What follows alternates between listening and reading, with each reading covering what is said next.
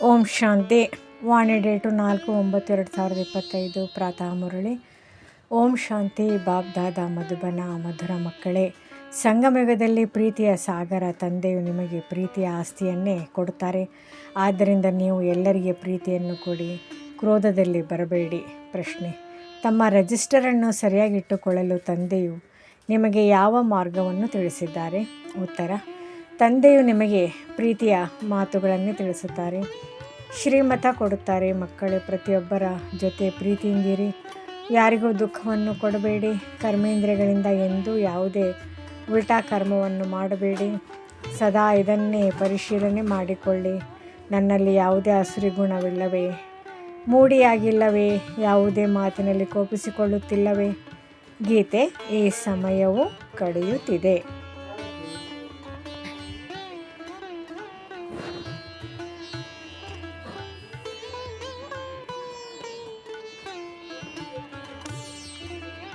ಧಾರಣೆಗಾಗಿ ಮುಖ್ಯ ಸಾರ: ತಮ್ಮ ಚಲನೆಯ ವಲನೆಯನ್ನು ದೇವತೆಗಳ ತರಹ ಮಾಡಿಕೊಳ್ಳಬೇಕಾಗಿದೆ. ಯಾವುದೇ ಕೆಟ್ಟ ಮಾತು ಬಾಯಿಂದ ಬರಬಾರದು. ಈ ಕಣ್ಣುಗಳಿಂದ ಕುದೃಷ್ಟಿ ಆಗಬಾರದು. ಎರಡನೇದು, ಕ್ರೋಧದ ಭೂತವು ಬಹಳ ನಷ್ಟ ಮಾಡುತ್ತದೆ. 2 ಕೈಗಳಿಂದಲೇ ಚಪ್ಪಾಳೆಯಾಗುತ್ತದೆ. ಆದ್ದರಿಂದ ಯಾರಾದರೂ ಕ್ರೋಧ ಮಾಡಿದರೆ ಅವರಿಂದಲೂ ದೂರ ಸರಿಯಬೇಕು, ಅವರಿಗೆ ಪ್ರೀತಿಯಿಂದ ತಿಳಿಸಬೇಕು.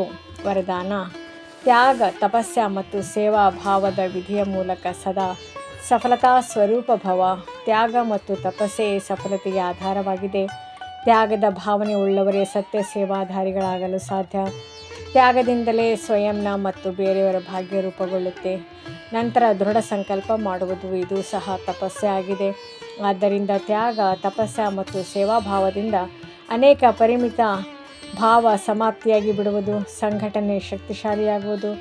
ಒಬ್ಬರು ಹೇಳಿದ್ದನ್ನು ಇನ್ನೊಬ್ಬರು ಮಾಡುವರು ಎಂದೂ ಸಹ ನೀನು, ನಾನು, ನಿನ್ನದು, ನನ್ನದು ಬರಬಾರದು.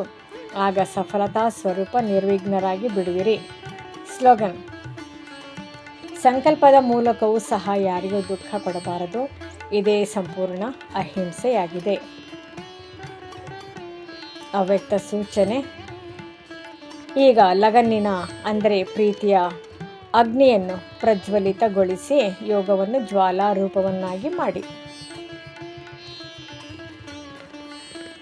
ಯೋಗವನ್ನು ಜ್ವಾಲಾರೂಪ ಮಾಡಿಕೊಳ್ಳಲು ಸೆಕೆಂಡ್ನಲ್ಲಿ ಬಿಂದು ಸ್ವರೂಪರಾಗಿ ಮನಸ್ಸು ಬುದ್ಧಿಯನ್ನು ಏಕಾಗ್ರ ಮಾಡುವಂತಹ ಅಭ್ಯಾಸವನ್ನು ಪದೇ ಪದೇ ಮಾಡಿ.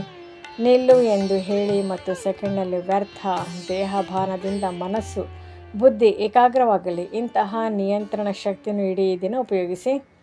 ಶಕ್ತಿಶಾಲಿಯಾದ ಬ್ರೇಕ್ ಮುಖಾಂತರ ಮನಸ್ಸು ಬುದ್ಧಿಯನ್ನು ನಿಯಂತ್ರಣಗೊಳಿಸಿ. ಎಲ್ಲಿ ಮನಸ್ಸು ಬುದ್ಧಿಯನ್ನು ತೊಡಗಿಸಬೇಕು ಅಲ್ಲಿ ಸೆಕೆಂಡ್ನಲ್ಲಿ ತೊಡಗಿಬಿಡಲಿ. ಓಂ ಶಾಂತಿ.